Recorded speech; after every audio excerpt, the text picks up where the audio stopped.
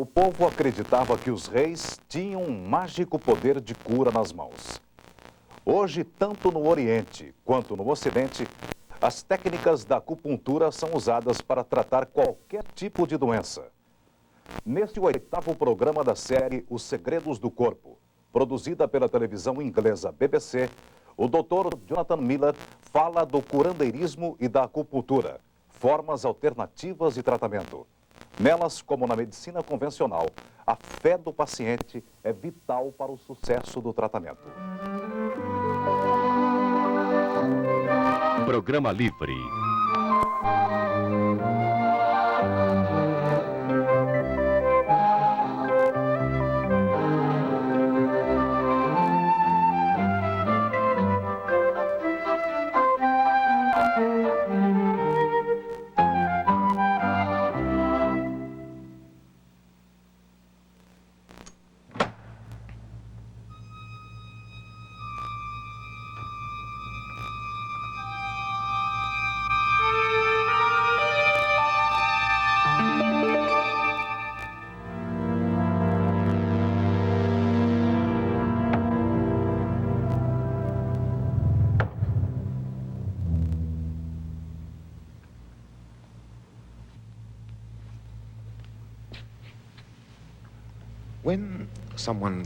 Quando alguém doente procura um curandeiro, está dando crédito a uma pessoa que considera uma autêntica fonte de cura.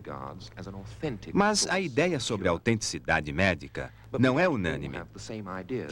Os curandeiros reconhecidos por uma sociedade podem ser ignorados em outras. Num sentido mais amplo, os curandeiros estão divididos em dois grandes grupos.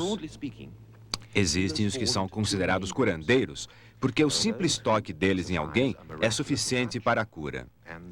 E existem aqueles que usam seu conhecimento científico. Neste programa, nós vamos falar daqueles que pertencem ao primeiro grupo.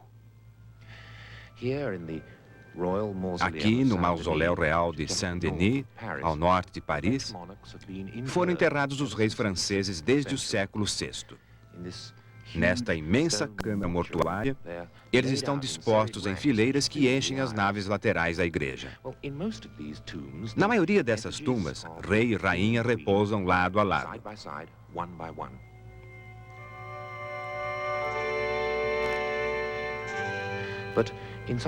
Mas em algumas tumbas da Renascença, encontramos duas imagens do rei, ao invés de uma. Debaixo do dossel estão os restos mortais do rei e sua rainha. E no topo, a imagem dos dois como se estivessem vivos.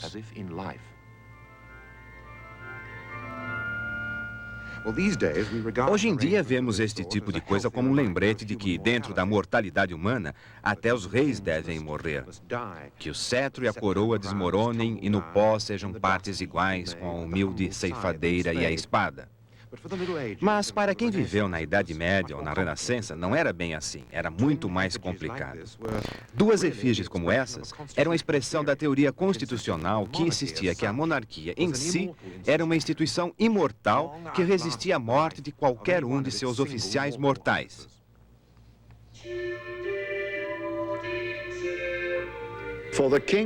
Como dizia Edmund Cloden, o rei tem em si dois corpos, o corpo natural e o corpo político.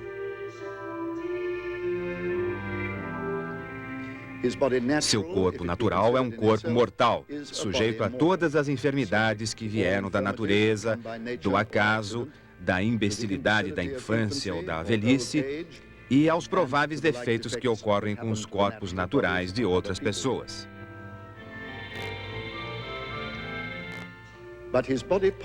Mas o seu corpo político é um corpo que não pode ser visto ou tocado, compondo-se de política e do governo, e constituído para a direção do povo e a administração do bem-estar público. E esse corpo é absolutamente destituído da infância ou da velhice, de outros defeitos e imbecilidades aos quais o corpo natural está sujeito. Bem, esse princípio constitucional ajuda a explicar um dos mais interessantes e intrigantes episódios da história da medicina. É o caso do chamado toque real. Por mais de 700 anos, os reis da França e da Inglaterra foram considerados por seus súditos como curandeiros sagrados, pessoas que, com um simples toque, podiam curar doenças físicas. As origens dessa ideia são muito obscuras. Os reis sempre mereceram uma reverência sagrada, mas entre as tribos pagãs da Germânia, de onde se originaram os reis franceses, os súditos acreditavam que a realeza tinha algum tipo de controle sobrenatural sobre qualquer coisa que afetasse a saúde e a prosperidade de todos eles. Mas com a chegada do cristianismo, o poder que era inerente à pessoa do rei e à família real foi gradualmente sendo transferido para a instituição da monarquia em si. Assim, embora se esperasse que o legítimo pretendente do trono viesse de uma linhagem de indivíduos privilegiados, ele próprio tinha que ser ungido num ritual com óleo consagrado para que seu poder ou força sobrenatural fosse efetivo.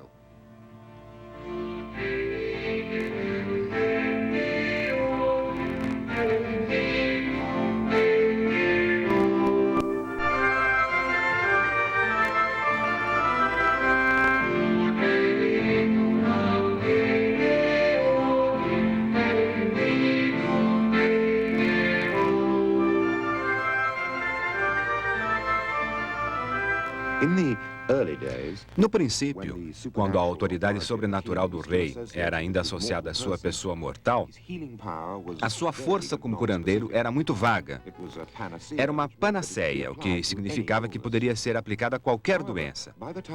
Contudo, conforme o ritual de ordenação cristã foi tornando a monarquia uma instituição em si, o poder de curar do rei sofreu uma misteriosa especialização. A partir de então, todos os doentes que procuravam a presença real pareciam estar sofrendo de um mesmo mal, que era chamado de escrófula. Era uma repugnante inflamação tuberculosa nas glândulas do pescoço.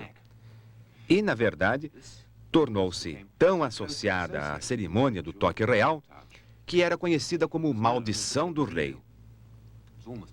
Era como se o monarca fosse não apenas a cura, mas também a causa da doença. Não existem explicações satisfatórias por que seria esta doença e não outra qualquer. Talvez fosse uma questão de contraste dramático. A esquálida pobreza do sofredor de um lado e a gloriosa majestade do rei do outro.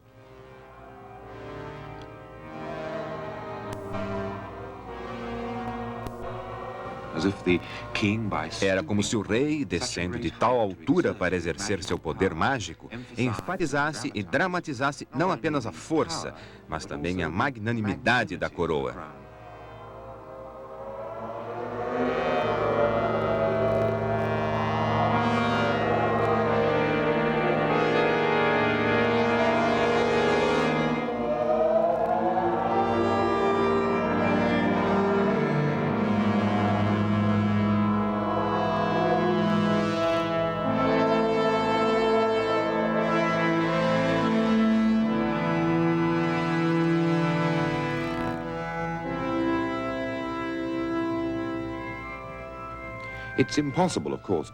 Naturalmente, é impossível saber se os reis acreditavam realmente em seus poderes. Presumivelmente, a maioria deles acreditava. Mas, mesmo que não fosse assim, existia muita vantagem em explorar o toque real. E, quase sem exceção, eles se aproveitavam do ritual para confirmar ou dramatizar seus legítimos direitos ao trono.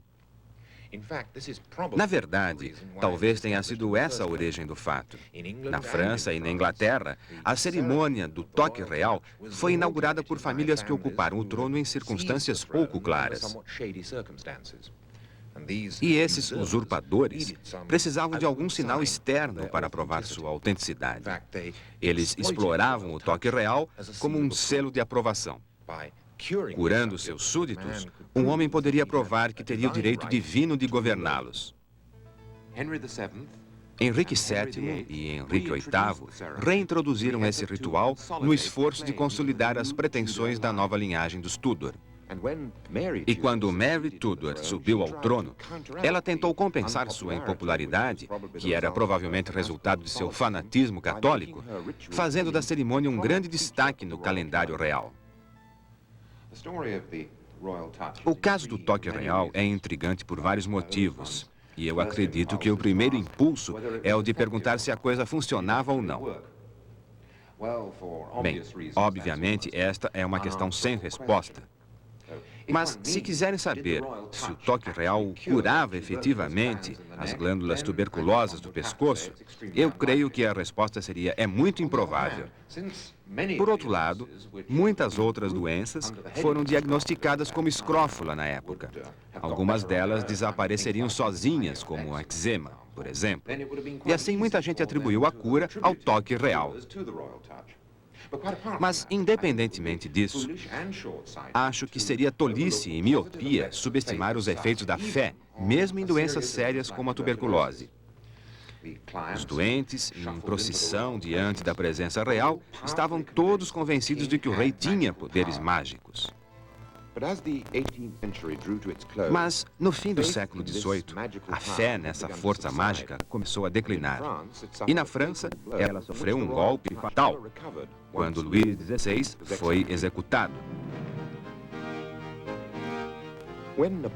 Quando Napoleão foi coroado imperador, ele ainda fez uma pequena tentativa de reintroduzir o ritual, autorizando essa pintura em que ele está aparentemente exercitando o toque real num asilo de pestilentos em Jaffa.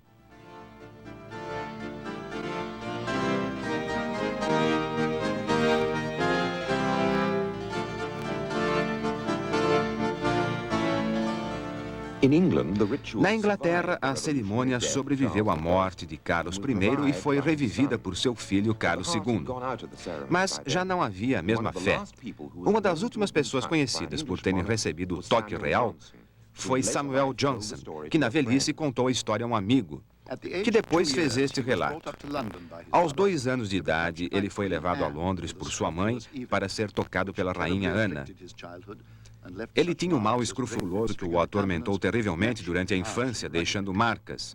O semblante totalmente desfigurado, áspero e rugoso, além de causar danos irreparáveis em seus órgãos auriculares, que nunca mais funcionaram corretamente desde que o conheci.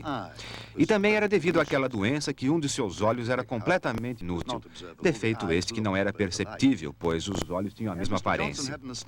Como o Sr. Johnson tinha uma memória assombrosa, perguntei a ele se conseguia se lembrar da rainha Ana. Sua resposta foi a de que tinha uma imagem confusa de uma solene senhora com uma gargantilha de diamantes e uma longa cabeleira negra.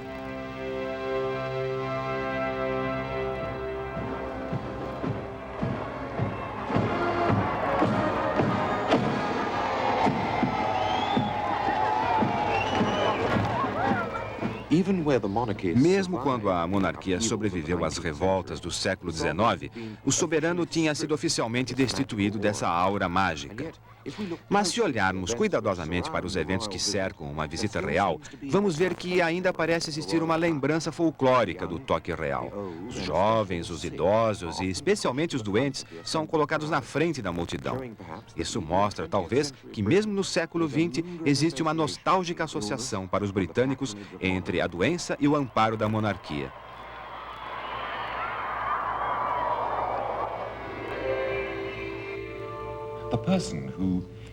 A pessoa que inspirou todo esse ritual foi alguém que não teve tempo para os esplendores das honrarias e títulos de nobreza. Nascido num estábulo e executado entre criminosos comuns, Jesus de Nazaré deliberadamente desprezou coisas como estirpe ou posição. Ele afastava-se dos poderosos e chocava o mundo por juntar-se a taverneiros e prostitutas. Por motivos óbvios, Jesus Cristo é um caso muito especial. Mas o fato de sua força mágica ter sido associada à sua própria personalidade e não a qualquer título que ele pudesse ter, significa que ele pertence a um outro grupo de curandeiros milagrosos.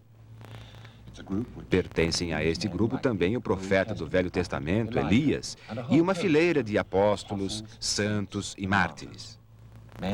Homens para os quais o sociólogo alemão Max Weber usou a palavra carisma. Disse Weber: para fazer justiça às suas missões, os portadores de carisma devem ficar fora dos laços deste mundo, de fora das ocupações de rotina, bem como das obrigações da vida familiar. O herói carismático não deduz a sua autoridade de códigos ou estatutos, e nem de costumes tradicionais ou de votos feudais de fé.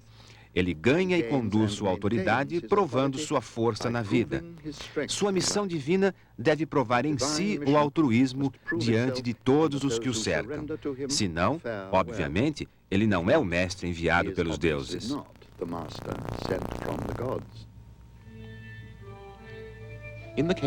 No caso de Jesus, o mestre não foi simplesmente alguém escolhido e enviado pelos deuses. Ele foi considerado a encarnação e a incorporação do próprio Deus. Para aqueles que o reconheciam, a força mágica que havia sido proclamada e confirmada pelo batismo, de alguma forma penetrava em tudo o que ele tivesse tocado. Bastava ao sofredor estender a mão enquanto o Salvador passava.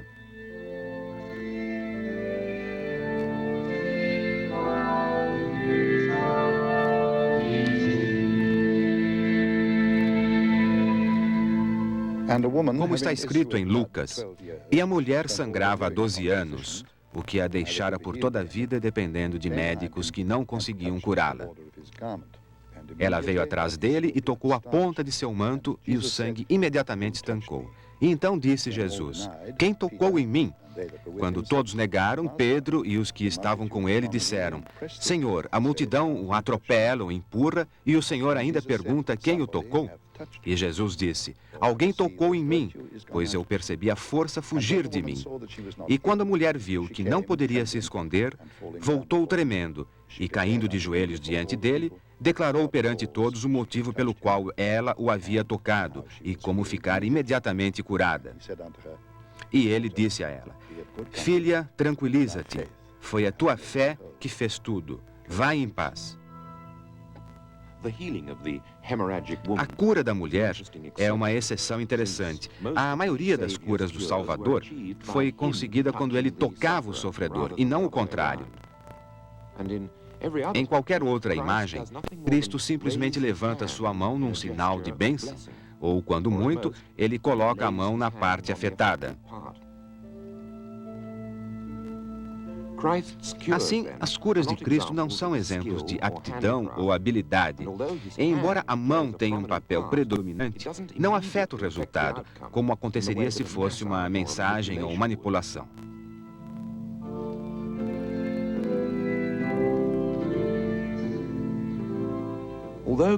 Embora o poder carismático esteja associado a um homem e tenda a morrer com ele, tal força pode ser transmitida por sucessão apostólica àqueles que repartiram o seu carisma por estarem muito próximos à missão que o Salvador cumpria.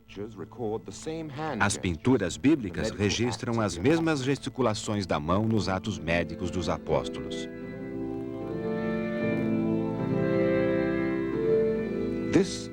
Essa linha de cura cristã se estendeu por centenas de anos. E lá pela Idade Média, quando as pestes eram comuns, os peregrinos sempre procuravam o auxílio de homens notáveis, como Saint Roch. Ele se recuperou milagrosamente de uma doença e se tornou uma lenda médica. Todos acreditavam que ele tinha o poder de curar os outros, assim como tinha feito consigo mesmo. Bem, é claro que nem Jesus, e nesse caso nem Elias, ofereceram suas curas como serviço rotineiro. Eles usaram seus poderes ocasionalmente, e quando se inclinavam para curar um doente, era sempre uma maneira de dramatizar suas missões, em um modo de provar a miraculosa força da fé.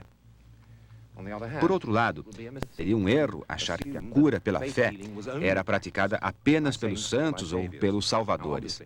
É certo que esse dom é mais facilmente reconhecível em alguém que se apresente como um Messias. Afinal, se alguém consegue convencer as pessoas de que sua missão é a de salvar a humanidade ou mudar a história do mundo, é provável que seus seguidores acreditem que ele tenha também outros poderes sobrenaturais. Apesar disso, o poder da cura pode ser facilmente atribuído a alguém que simplesmente o reivindica para si. Quando a medicina ortodoxa falha e a doença persiste, qualquer pessoa que diga que tem o dom de curar pode significar uma nova esperança. Um dos exemplos mais notáveis é o do curandeiro irlandês do século XVII, que tinha um nome estranho, Valentine Greatrakes. Ele havia servido nas forças de Cromwell durante a Guerra Civil. Até os seus 30 anos, não havia qualquer sinal de seus supostos poderes. Mas logo depois da restauração, quando Carlos II subiu ao trono, ele sentiu um irresistível apelo de praticar a cura pela fé. Greatrakes achava muito difícil dar explicações e até tentou esconder a vocação da mulher e da família. Mas o impulso tornou-se incontrolável. Dormindo ou acordado, sozinho ou em público, dizia ele que sentia o mesmo impulso, o de curar. Bem, pode-se levantar a suspeita que, por trás deste impulso, estivesse um motivo político. Como republicano e fiel a Cromwell, ele agora estava ansioso para provar que as aptidões curandeiras não eram privilégio da monarquia. De qualquer forma, ele conseguiu vencer a timidez e anunciou abertamente ao mundo a sua missão. Não levou muito tempo para que estivesse tocando e manipulando os sofredores por toda a Irlanda, e não apenas os que tivessem escrófula, mas todos os tipos de doenças. Como era previsível, sua reputação logo alcançou a Inglaterra, e em 1665, incidentalmente o ano da peste, ele foi convidado a colocar sua mão mágica sobre uma classe muito mais alta de doentes. Anne Finch, viscondessa de Conway, era uma das mulheres mais notáveis de sua época. Quando criança, aprendera sozinha latim, grego e teologia. Ela também dominava a astronomia, a alquimia e algumas das mais estranhas tradições da filosofia mística. Bem, todas essas façanhas já teriam sido surpreendentes se feitas por um homem saudável, mas para uma mulher do século XVII, que sofreu durante 30 anos por causa de uma enxaqueca, bem, suas conquistas tiveram um quê de miraculoso. Ela representa, na verdade, a primeira de uma longa lista de literatos, pessoas como a mulher de Robert Browning, Elizabeth Barrett, que inconscientemente utilizaram suas doenças para manipular a lealdade e a afeição dos amigos. Sem dúvida nenhuma, o interesse que a doença delas despertava ajudou a consolidar o círculo intelectual que mantinha. Vez por outra, Lady Conway era tratada, aconselhada, consolada e inspirada por algumas das mais brilhantes cabeças da Inglaterra. Entre os seus amigos estavam o médico William Harvey, o alquimista médico Francis Mercurius van Helmont e o colega neoplatônico de Newton em Cambridge, Henry More. As enxaquecas de Lady Conway persistiam, e assim, quando as notícias de cura de Greatrakes chegaram à Inglaterra, o marido dela persuadiu o curandeiro irlandês a visitá-la, na propriedade da família.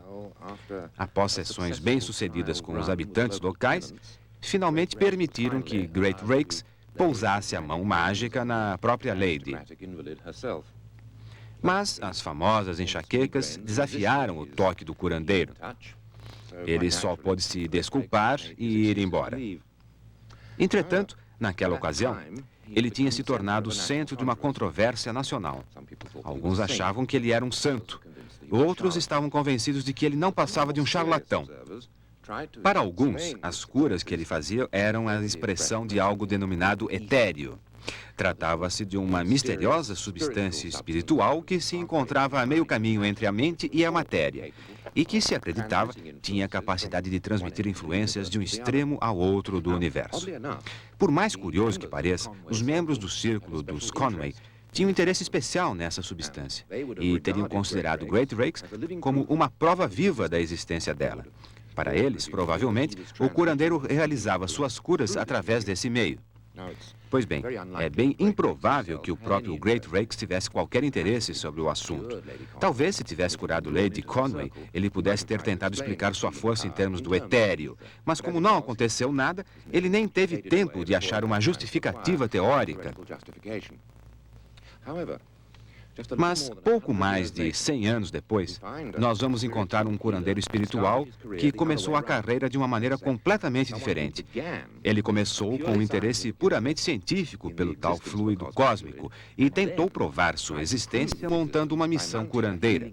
Acabou adquirindo fama e reputação carismáticas. Em 1790, Mozart fez um tributo sarcástico a esse curandeiro na ópera Così fan tutti. O nome do curandeiro era Franz Anton Mesmer. Here is the doctor now, no need to worry. Our friend is here, dressed in quite a hurry. Servate amabiles, benes, puelis. The thing is so much we don't understand it. I will translate for you if you command it. But the vernacular is less spectacular, completely flavorless, not recherché. Who cares for flavor? Do us a favor, make a suggestion. These frantic gentlemen have indigestion. They swallowed poison. What do you say? This is good, doctor, what do you say? It will necessitate knowing the history. I must investigate, study the mystery. A matter of convenience, genetic ingredients. How great the number, many or few. A most arsenic mixed in a potion. And flesh was desperate, was their emotion. But when they taken it, what could we do? Pray do not worry, there is no hurry, there is no hurry. Pray do not worry, there is no hurry. Pray do not worry, for I will make them as good as new. Yes, but you see, I tried my best.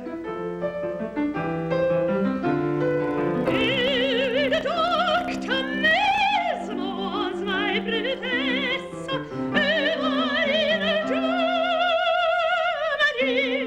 using his principles and based on mathematics. I will demonstrate not to you.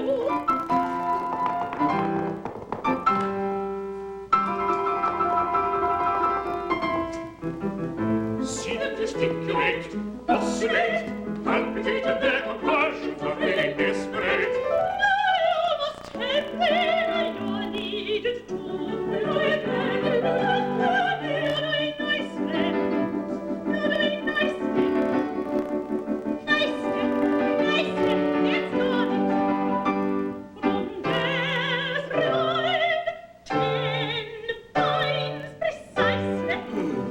See them revive again, almost alive again. This fiction proved is too be true. Mozart escreveu essa ópera pouco antes de morrer, mas o compositor conhecia Mesmer há muito tempo. O curandeiro magnético chegou até a pagar a produção de uma das primeiras óperas de Mozart, representada ao ar livre. Mesmer se formou em medicina estudando em Viena. Em 1766, publicou uma tese bastante peculiar de doutoramento, baseada na influência das estrelas e dos planetas na saúde humana. Em alguns aspectos, foi uma volta à astrologia tradicional, mas Mesmer tentou conciliar as antigas superstições com os princípios científicos da Idade da Razão.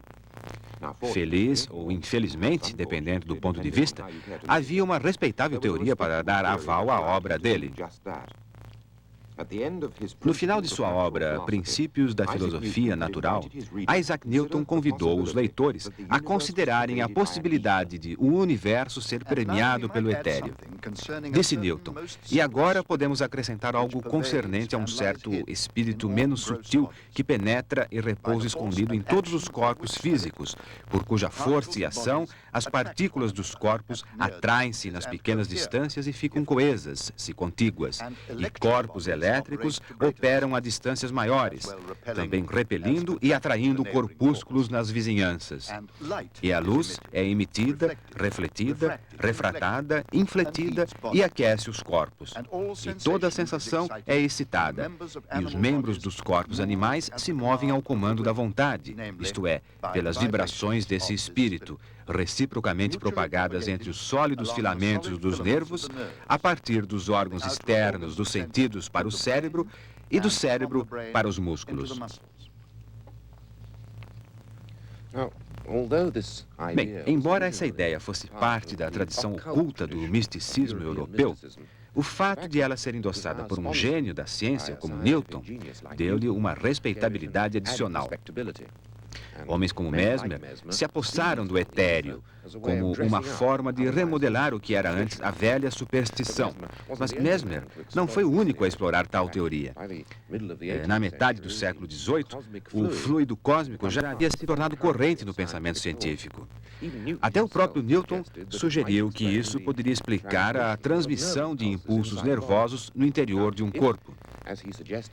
Se, como ele sugeriu, os nervos estão realmente envolvidos pelo mesmo fluido que permeia a totalidade do universo, seria bastante razoável presumir que a mente poderia espalhar sua energia através dos nervos e espaços cheios de fluidos. De qualquer forma, foi isso que Mesmer supôs. Depois de fazer algumas experiências com o magneto, ele descobriu ou achou que poderia produzir os mesmos efeitos passando a mão de um lado para o outro, na frente de uma pessoa qualquer. Ele chegou à conclusão de que a própria figura humana estava carregada de energia espiritual. Para ele, tal magnetismo era originado pela alma ou ânima e por isso deu-lhe o nome de magnetismo animal.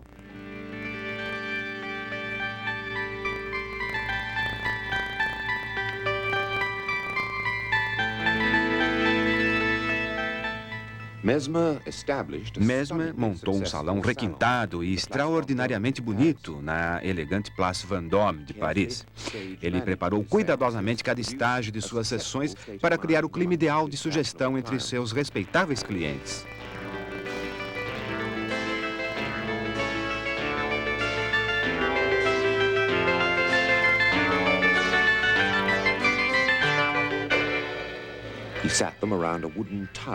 Eles se sentavam ao redor de uma tina de madeira cheia de limalha de ferro e garrafas de água magnetizadas.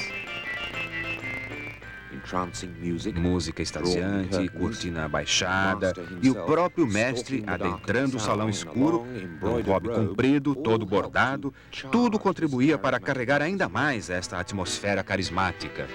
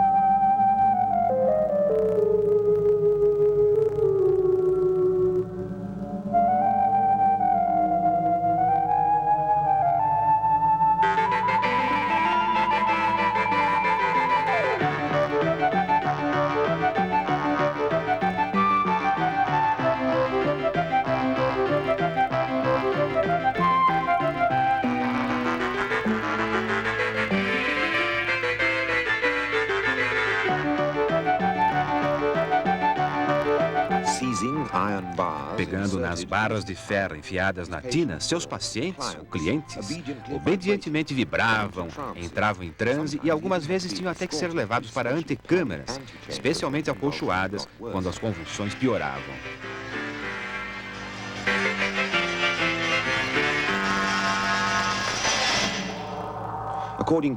Segundo alguns relatos mais favoráveis, eles ficavam algumas vezes até curados dos seus sintomas.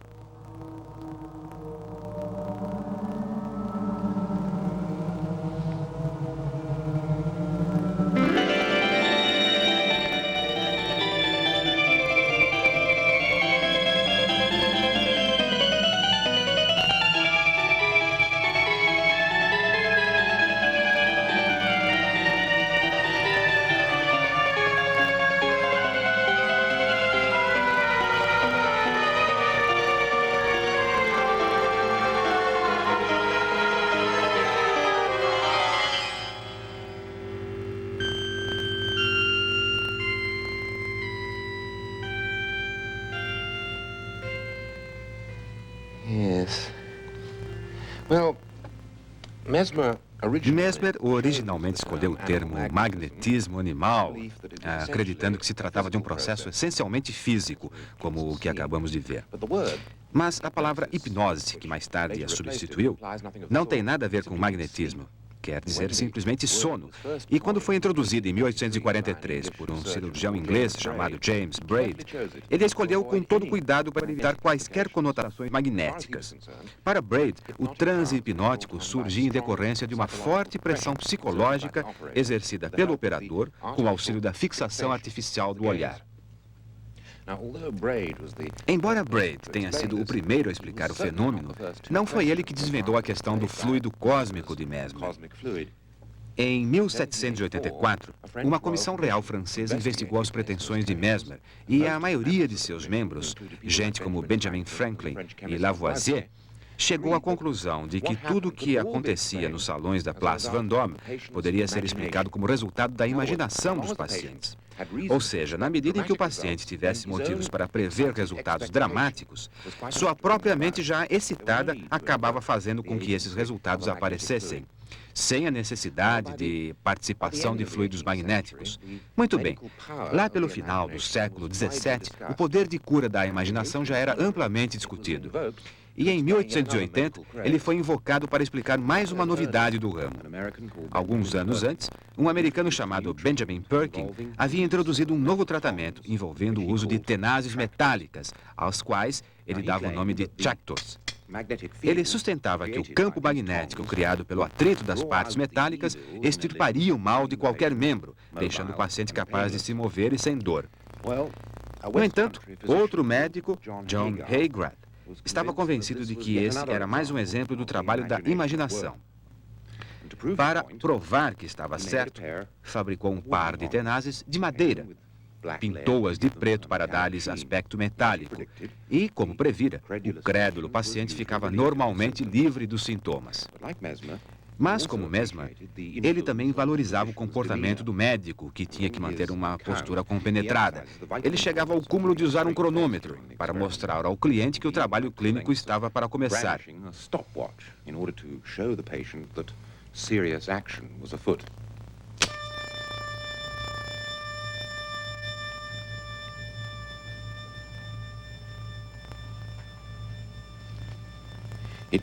Pode ser que essa seja uma das causas que fizeram a acupuntura ter recebido uma opinião mais favorável do que merece. Nos últimos 20 anos, esse tratamento importado do Oriente provocou tanto interesse quanto as tenazes de Perkin ou as tinas de Mesmer. Os pacientes submetidos à acupuntura frequentemente nos relatam experiências quase idênticas às viagens descritas nos salões de Mesmer. Quando as agulhas são espetadas pela primeira vez, não se sente nada. E depois de algum tempo, a gente parece estar levitando sobre a cama. Todo o corpo parece levantar, como se uma espécie de colchão de ar estivesse ao seu redor. Então, gradualmente, o corpo afunda e parece que está mergulhado numa pilha de penas. E a gente fica nessa espécie de almofada que parece uma nuvem até que a agulha seja retirada. Meu corpo começou a estremecer um pouco, como se eu estivesse com frio, mas eu não sentia frio. De repente, ele estava todo sacudindo.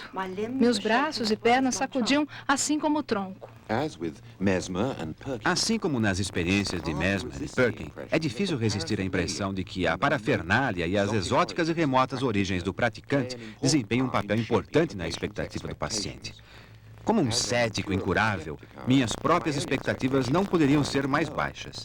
E o esforço do Dr. Chen para anestesiar a minha perna através da acupuntura não me impressionou muito. Será possível anestesiar áreas da minha perna usando essas agulhas?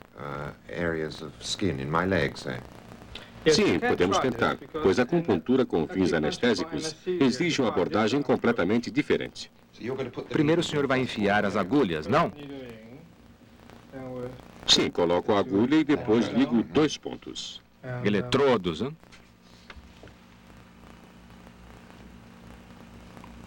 Sentiu isso? Sim, levemente. Não foi muito forte. Não.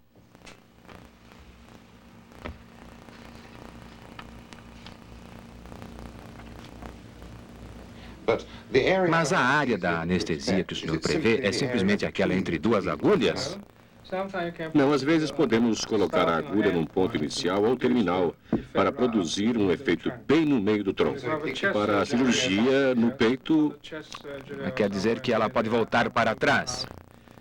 sim, na cirurgia torácica podemos colocar a agulha no braço ou na perna e assim evitar a área ou a contaminação da área ou a proximidade do bisturi do cirurgião.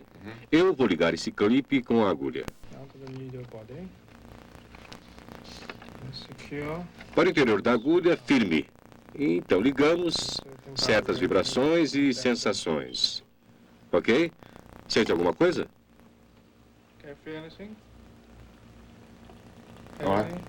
Eu sinto uma leve palpitação no tornozelo. Agora estou começando a sentir a pele do meu queixo latejar fracamente. Sim, pode sentir? Eu posso lhe dizer a diferença entre uma ponta afiada e a ponta do seu dedo. É apenas uma experiência com a corrente muito baixa. Para uma anestesia, precisa ser muito mais alta. Ok, pode tentar elevá-la. Se por acaso eu saltar fora da cama, você vai saber que está no ponto. Este é o sinal. É o sinal mais confiável. Está ok. Não é desconfortável, mas eu não gostaria de ficar com essa sensação o resto da vida. Se você considerar que ela pode ajudá-lo nos vários métodos cirúrgicos, que não traz problemas colaterais, ela é bem demorada e normalmente seria mais forte.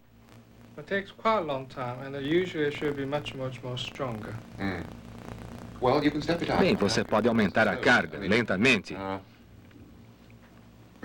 Não é desagradável, mas novamente eu não gostaria de passar o resto da vida assim.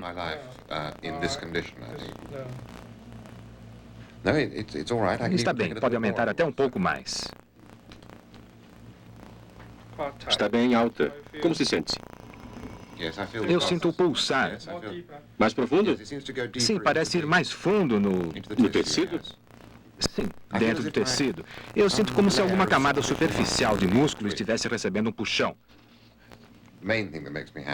A coisa que me deixa mais alegre é saber que não vou precisar ficar com isso pelo resto da vida? Isso. Agora temos que testar sua sensibilidade, ok? Veja como se alteram as sensações. Ainda muito forte?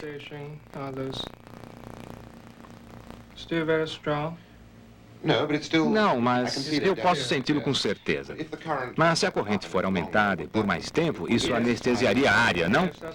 Sim, eu acho que é o que iria acontecer, mas você vai ter algumas sensações desagradáveis. Mas se normalmente você fosse fazer isso, eu quero dizer o seguinte, você não faz uma cirurgia com este tipo de anestesia, mas se isto estivesse acontecendo no hospital chinês, a corrente seria muito mais forte?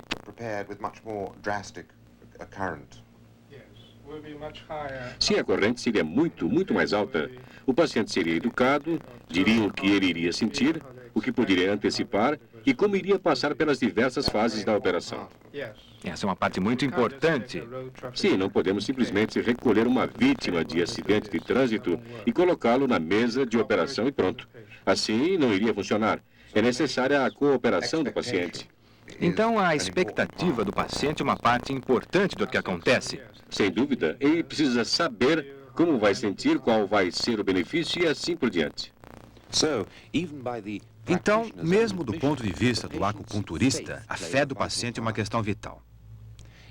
Mesmo assim, algumas curas surpreendentes foram atribuídas à acupuntura, e na China, milhões de cirurgias têm sido feitas aparentemente sem dor com esse tipo de anestesia.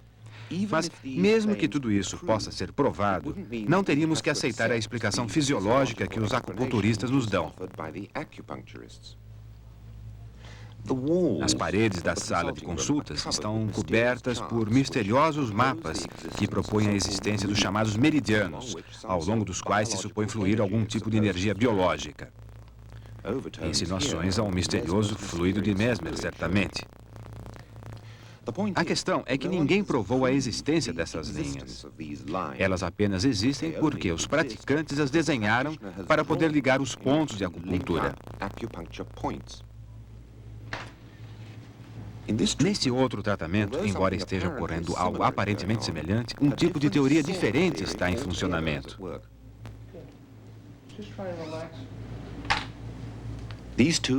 Esses dois médicos americanos estão introduzindo uma agulha na espinha do paciente. Eles querem provar que ela vai ter uma perda de sensação num ponto distante de onde a agulha foi espetada. Como se sente, Vicky?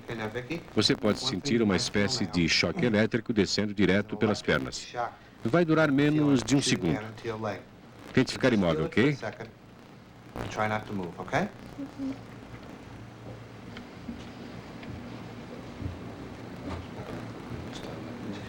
Sentiu isso? Apenas estique as pernas. Nós vamos virá-la para que você fique nessa posição, está bem? De que forma? Fique de costas. Você pode ter também a sensação de que suas pernas estão começando a ficar pesadas. Agora vamos testar a parte anestesiada com uma pequena agulha.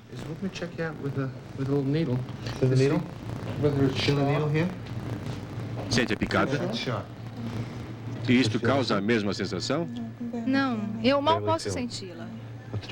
Vamos tentar novamente. Sente a ponta? E aqui, sente o mesmo? Apenas como uma leve pressão. Avise-me quando sentir a ponta.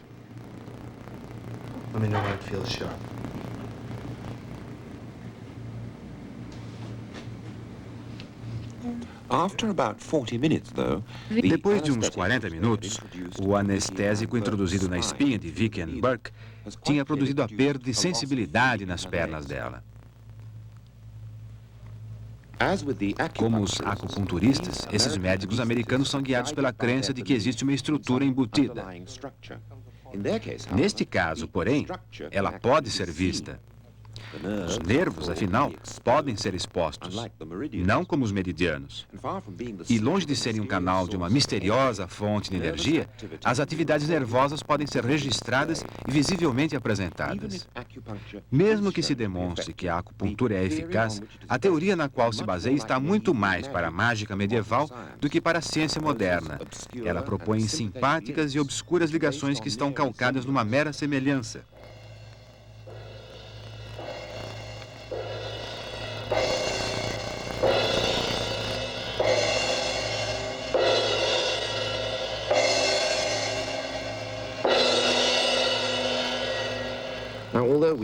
Embora possamos ignorar ou dar um desconto quando se fala dos efeitos da imaginação, ainda estamos longe de entender como ela funciona. Eu estou razoavelmente convencido de que a explicação vai surgir de um fenômeno fisiológico. Enquanto isso, o médico moderno deve aceitar modestamente o fato de que muitas de suas curas agiram como as tenazes de Perkin, as tinas de Mesmer e o toque real. E que muitas de suas pílulas, poções e até cirurgias funcionaram só pelo fato de representarem aquilo que o médico e o paciente esperavam.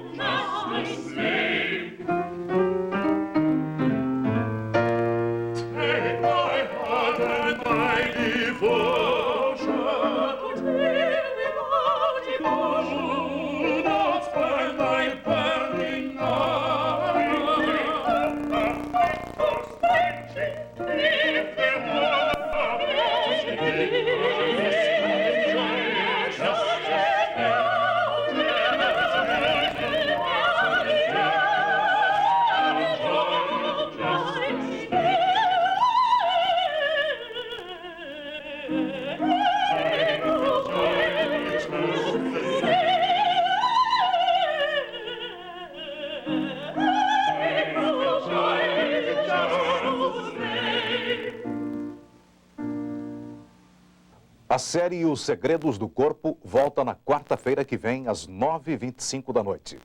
No próximo programa, o Dr. Jonathan Miller compara os trabalhos de curandeiros africanos com os métodos de diagnósticos dos modernos médicos ocidentais. Até quarta-feira. ZYB 851, Fundação Padre Anchieta, Centro Paulista de Rádio e Televisão Educativas. Guarani Atlético Paranaense pela Copa Brasil. Logo mais, 11h15 da noite. Assista agora Grandes Concertos.